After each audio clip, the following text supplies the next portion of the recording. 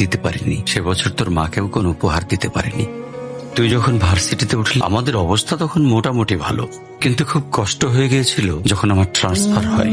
রোজ রোজ বাসে চড়ে, পায়ে হেঁটে, ঘামে ভিজে খুব দুর্বিষহ লাগছিল। একদিন শোরুম থেকে একটা বাইক দেখে আসলাম। সে রাতে আমি স্বপ্নেও দেখেছি আমি বাইকে চড়ে অফিসে যাচ্ছি।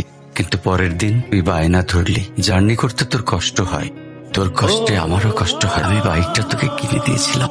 তুই এখন লাখ টাকা বেতন পাচ্ছিস, কিন্তু মনে করে দেখ, আমার সামান্য মাইনে দিয়ে ব্র্যান্ড নিউ মোবাইলে হেডফোন কানে লাগিয়ে সারা রাত গান শুনেছিস, পিকনিক করেছিস, ট্যুর করেছিস। তোর প্রতিটা দিন ছিল স্বপ্নের মতন।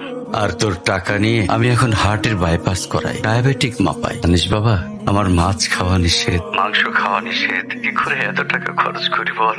তোর টাকা নিয়ে তাই আমি কল্পনার হাট বসাই। সেই হাটে আমি বাইক চালিয়ে শহর ঘুরে বেড়াই, বন্ধুদের নিয়ে সিনেমা দেখতে